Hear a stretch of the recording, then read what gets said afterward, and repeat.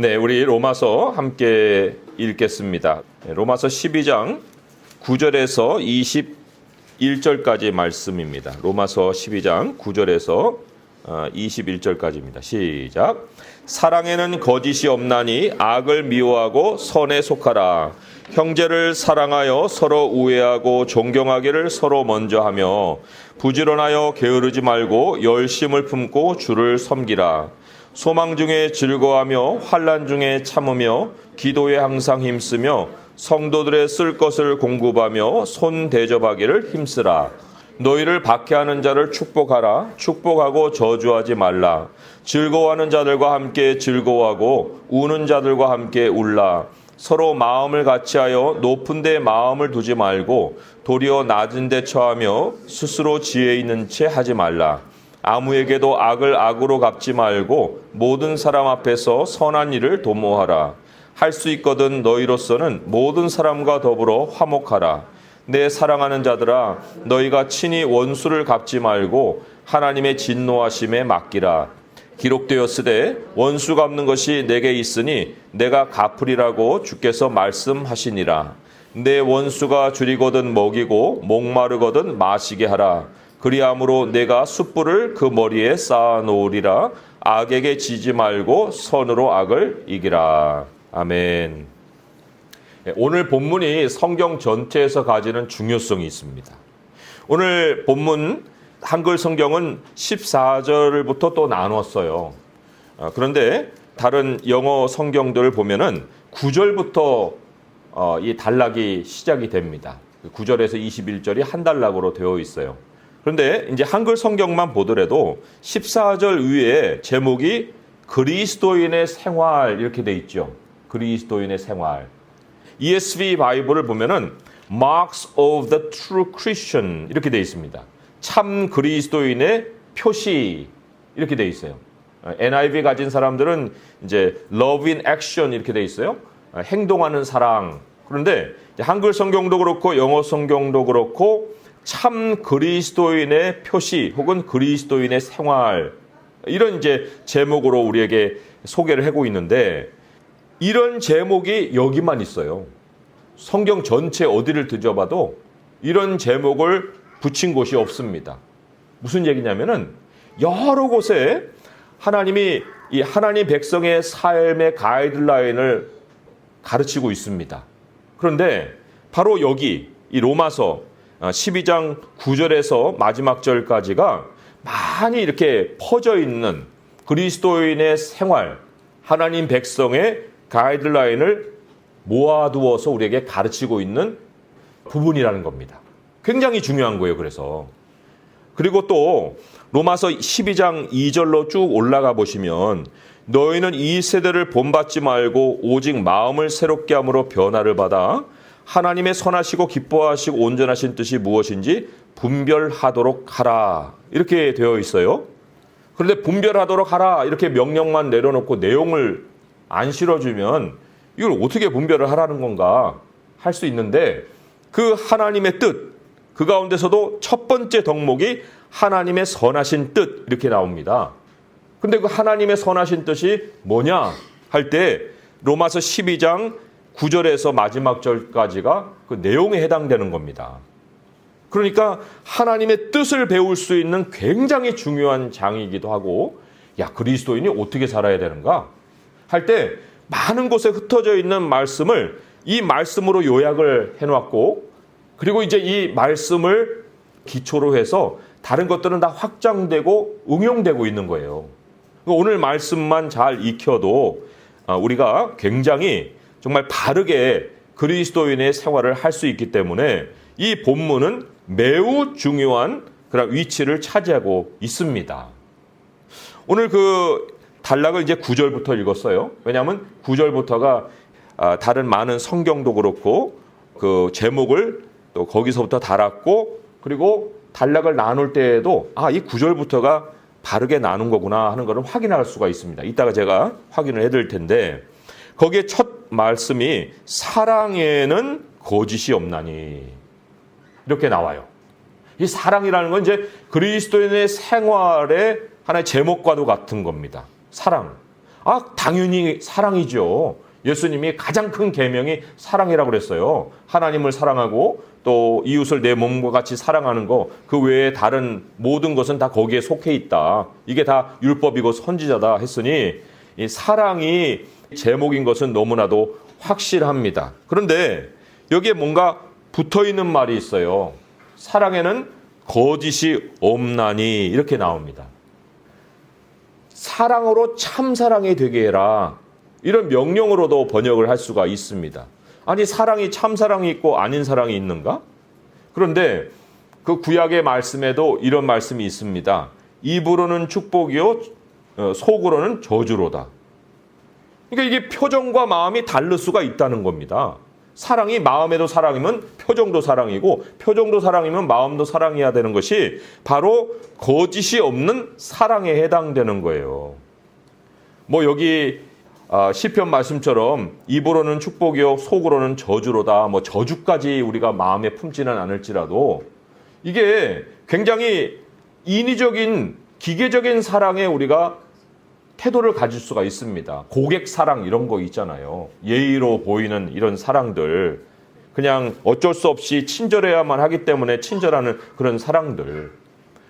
우리 성도들의 수준도 이런 정도에 머물러서 우리가 사랑한다 만다 이렇게 얘기를 하고 있습니까? 그래서는 안 됩니다. 그러니까 오늘 성경이 그리스도인의 생활의 가장 앞부분에 사랑을 우리에게 제시하고 있는데, 정말 내 사랑은 진짜 사랑인가? 하는 것을 확인을 할 수가 있어야 되는 겁니다. 사랑을 그래서 이제 거짓이 없는 사랑이라고 얘기하면서 한마디로 요약을 해줬어요. 참 저는 하나님이 너무 우리의 수준을 아신다. 사랑을 우리들에게 그냥 턱 맡겨놓고 야 너희들 그냥 사랑해봐 이렇게 얘기 안 하시고 가르치시되 굉장히 분명하고 간략하게 실천할 수 있도록 이렇게 가르치시는 것이 너무나도 감사한 마음을 가져요. 이 사랑에는 거짓이 없나니 악을 미워하고 선에 속하라. 이게 사랑의 모든 것이에요.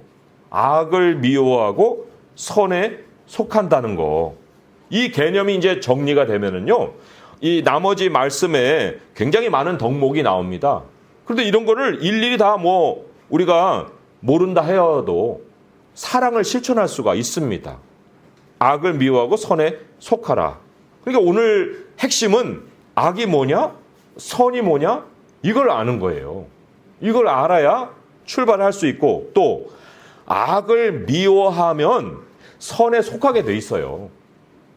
그래서 우리가 사랑에 관한 이야기는 많이 들어서 알고 있습니다. 그래, 형제를 사랑하고 우애하고 손을 대접하고 베풀고 이렇게 알고는 있는데, 악은 내게 아니라고 생각하니까 악에 대한 정리가 안 돼 있어서 우리는 그냥 사랑하고 살고 있다고 거짓이 있는 사랑임에도 그냥 그러고 있는 거예요. 그래서 오늘 이 말씀에서 우리가 더 들여다봐야 될 것은 악을 미워하는 게 뭐냐 하는 뜻입니다. 그러니까 악을 미워하는 것이 우리 삶에 잘 정립이 되면 선에 속하게 되고, 선에 속하면 사랑을 한다는 겁니다. 자, 그러면 선은 무엇이고 악은 무엇인가 하는 것을 우리 오늘 이제 9장 9절 이후로 쭉 나오는 말씀을 한번 쭉 눈으로 보는 거예요. 그러면 이게 선이구나, 이게 악이구나 하는 걸 알게 되는데, 선을 우리가 가르칠 수 있는 말씀들을 좀 보겠습니다.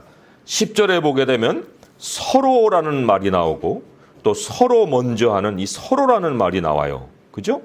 그리고 또 13절 보게 되면, 물론 이제 12절에도 기도에 항상 힘쓰며라는 기도도 내 것이 아닌 하나님과의 나눔을 얘기하는 거고요. 또 13절에도 공급한다, 또 손을 대접한다, 이런 말이 나옵니다. 14절에도 축복한다, 그리고 15절에 함께 즐거워하고 함께 운다, 이런 말이 있죠. 또 18절에 보게 되면 더불어 화목한다. 이 선이 뭐냐면 나눔이에요. 함께하고 나누는 것. 그것이 선입니다. 남을 향하는 거예요. 하나님을 향하고 이웃을 사랑하는 거예요. 그러니까 내 중심이 아니라 하나님 중심, 다른 사람 중심, 그것이 바로 성경이 정의하는 선이라는 겁니다. 한 단어로 정의해라 그러면 나눔, 이렇게 정의할 수가 있어요. 그러면 그 반대는 악인데 나눔의 반대말이 뭘까요? 나눔의 반대말. 오늘 이 나눔의 반대말을 가르칠 수 있는 두 단어가 나옵니다. 이 본문 안에. 그 16절에 보게 되면 스스로라는 말이 나와요. 스스로. 그리고 또 19절에 보게 되면 친히, 너희가 친히 원수를 갚지 말라 할 때 친히라는 말이 나와요. 이게 홀로라는 말이거든요. 혼자. 이게 악은 뭐냐면 등을 돌리는 거예요. 누구에게서? 하나님에게서 등 돌리고 사람에게 등 돌리는 거예요. 끊어버리는 거예요. 단절. 분리시키는 거예요. 그리고는 나를 향하는 겁니다. 자기를 사랑하는 거예요. 그게 성경이 얘기하는 악이에요. 그러니까 선은 밖을 향하고 악은 자기를 향한다. 이거를 우리가 이제 잘 개념을 정리할 때에 사랑이 무엇이고 어떻게 사랑하느냐를 알 수가 있습니다.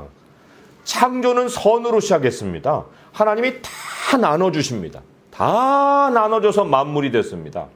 그런데 홍수가 이제 임합니다. 그 인류가 멸망하는 사건이에요. 물론 노아를 통해서 이 작은 가족을 통해서 다시 시작했지만 그 악이 홍수로 하나님이 악에 대한 형벌을 홍수로 내렸어요. 그럼 왜 하나님이 홍수로 사람들을 멸해버리셨을까? 그 악의 사건을 처음으로 하나님이 선악을 알게 하는 나무의 실과를 먹지 말아라. 이렇게 이제 뭉그러뜨려서 악을 얘기하는 거 말고 그냥 악 자체를 처음으로 말씀하신 것이 창세기 6장 5절인데 거기 하나님의 평가가 이렇게 나옵니다. 마음으로 생각하는 모든 계획이 항상 악할 뿐임을 보시고 내가 창조한 사람을 지면에서 쓸어버리리라. 마음의 모든 계획이 항상 악할 뿐이다. 도대체 마음의 모든 계획이 악하다는 것이 어떤 의미를 얘기하는 겁니까?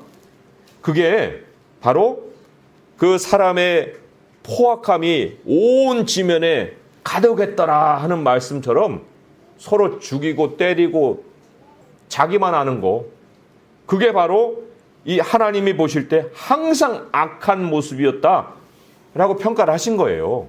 이거를 확인해 볼 수 있는 것이 이제 마지막 때가 되면 고통하는 때가 온다고 그랬습니다. 아주 이 멸망이 그 눈앞에 오는 그런 때가 올 텐데 디모데후서 3장 1절에 그 첫 번째 표시가 뭐냐면 사람이 자기를 사랑하고 이렇게 돼 있어요. 그 다음에 돈을 사랑하고 자기를 사랑하고. 홍수가 왜 왔어요? 사람이 항상 악하기 때문에 왔는데 마지막에 심판이 왜 옵니까? 사람이 자기를 사랑하는 것이 아주 극악해지기 때문에 오는 겁니다. 지금 우리 주변에 어떤 현상들이 벌어집니까? 우한 폐렴이 벌어지니까 서로 경계하잖아요. 거리를 뛰고 싶고 말도 하고 싶지도 않고. 그게 왜 벌어지고 있느냐? 뭐 여러 가지 원인을 우리가 생각해 볼 수 있지만 그게 이제 마지막 때에 찾아오는 하나의 표시입니다. 사람들이 이제는 점점 더 거리감을 두고 살게 되어 있습니다. 근데 사랑은 무엇이냐? 그 악을 미워한다는 겁니다. 악을 미워하고 선에 속한다는 것입니다. 오늘 이제 본문의 구절을 한번 봅니다. 본문의 구절을 보면은 9절에서 16절까지가 한 단락이고요. 그 다음에 17절부터 마지막 절까지가 한 단락이에요. 이제 한글 성경은 14절에 동그라미가 있어서 거기서부터 끊었지만 내용상으로 쭉 이제 분석을 해보면은 9절부터 16절까지 그리고 17절부터 21절까지가 한 단락인데 16절까지는 교회 내부의 사랑을 얘기하고 있어요. 그리고 17절부터는 교회 밖에서의 사랑을 우리에게 가르치고 있습니다. 아주 확연하게 구분이 되죠. 교회 내부의 사랑, 교회 밖에서의 사랑. 그런데 이 악이라고 하는 것을 이제 우리가 오늘 특별히 보자고 그랬어요. 그러면 악이라고 하는 거를 우리가 렌스를 통해서 교회 내부의 악이 뭐냐? 라고 우리가 다시 이 본문을 볼 때 16절까지는 교회 내부라고 그랬죠. 그러면 교회 안에서 발견할 수 있는 그 유일한 악을 여기서 언급했는데 스스로 지혜 있는 채 하지 말라 그런 얘기예요. 스스로 지혜 있는 채 하지 말아라. 그게 교회 안에서 발견될 수 있는 한 가지 악이고요. 교회 밖에서 우리가 하지 말아야 할, 속하지 말아야 할, 미워해야 될 악은 19절에 나오듯이 친히 원수를 갚지 말라 그겁니다. 그러니까 어떻게 사랑을 해야 됩니까? 라고 할 때 실천 덕목 1호 교회 안에서 스스로 지혜 있는 채 하지 말아라. 교회 밖에서 친히 원수 갚지 말아라. 그거부터 안 하면 그러면 그냥 악에 섞여 살고 있는 거예요. 그러면서 무슨 사랑을 한다고 말을 할 수 있습니까? 거짓말이지. 거짓 있는 사랑이에요. 그러니까 이것을 우리가 이제 그 실천을 할 수가 있어야 되는데, 자, 먼저 교회 내에서 가장 심각한 악이 스스로 지혜 있는 채 한다는 것이었습니다. 스스로 지혜 있는 채 한다는 것이 아담과 하와의 죄예요. 첫 번째 죄입니다. 뭐를 볼 때, 야, 이거 지혜롭게 할 만큼 탐스럽기도 한 거네. 뚝 따먹는 거예요. 그리고는 함께 있는 아담에게 그때는 나눠졌지만 나눠주고 난 다음에 어떻게 됐어요? 서로 갈라졌습니다. 마음이 안 통하는 거예요. 제가 그랬어요. 사람이 자기 아젠다만 있고 자기 주제만 있어서 자기 생각에 빠져 살면은 그게 악입니다. 이 스스로 지혜롭다 하는 것이요, 사랑을 가로막는 최고의 장벽이에요. 최고의 장벽. 아니, 부부가 인꼬부부처럼 살다가 그 싸울 때 그 특징을 보면은 다 똑같을 거예요. 뭐 어느 부부나 다 똑같습니다.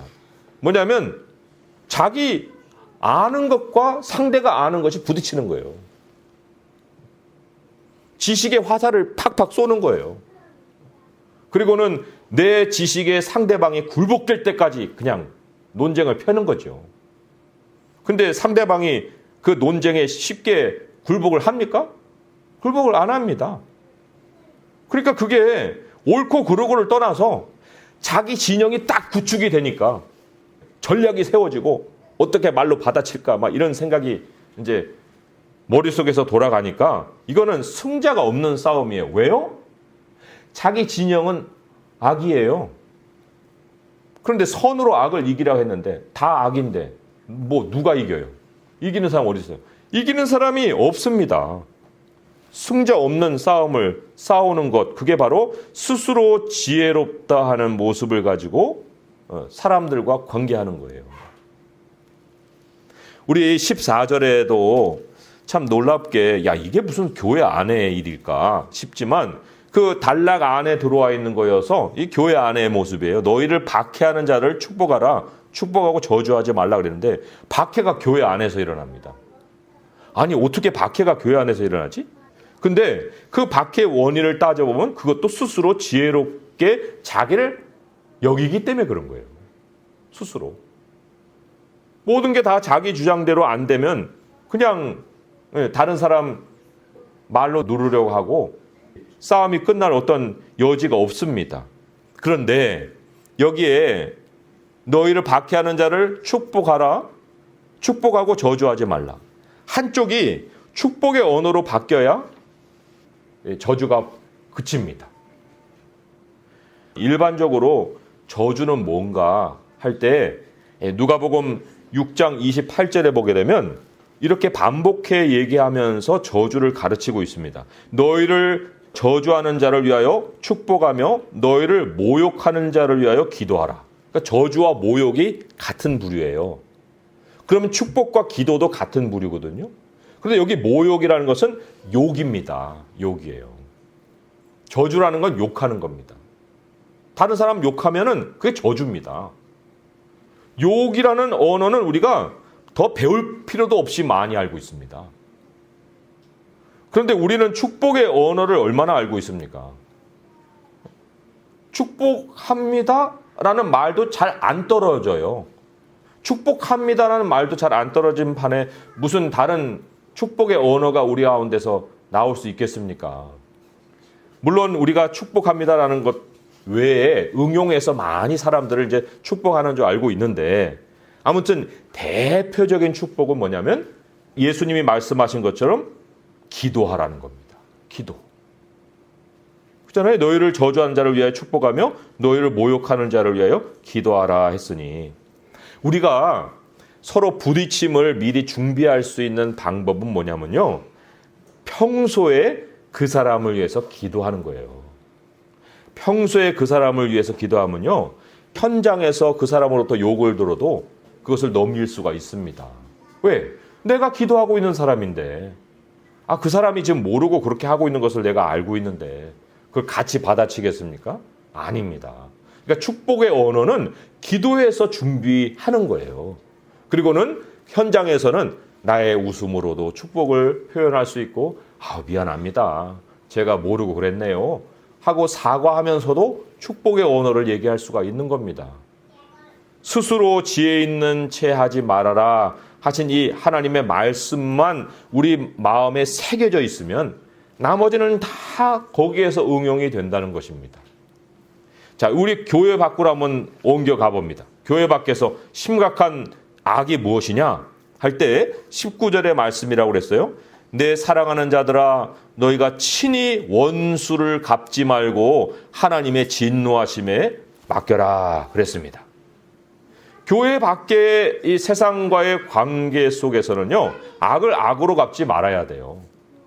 그죠? 악을 악으로 갚지 말고 선으로 악을 이겨라, 이런 말씀도 17절부터 시작을 했는데, 악을 악으로 갚는다는 것을 제가 설명드린 대로 자기중심이라고 하는 개념을 한번 거기다가 대입을 해보세요.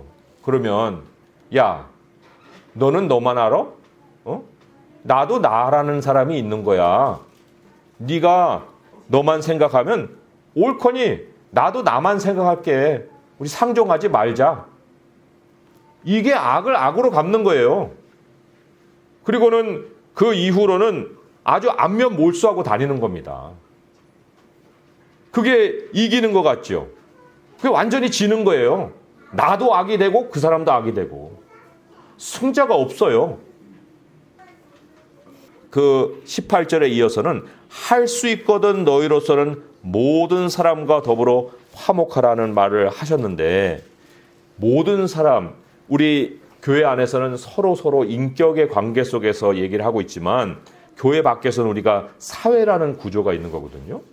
근데 사회라는 이론 안에서도 우리의 역할이 있고 책임이 있는 거예요. 여기 할 수 있거든이라는 말이 여기 나옵니다. 믿음의 분량을 따라서 진리가 부딪히지 않는 이상, 이런 뜻을 가지고 있다고 볼 수 있어요. 할 수 있거든. 그러니까 진리에 부딪히는 문제가 아니고, 또 나의 믿음의 분량 안에서 내가 받아들일 수 있는 것이면, 그러면 모든 사람, 사회에서 생활하는 모든 사람과는 선을 도모해야 된다. 선한 일을 도모해야 된다.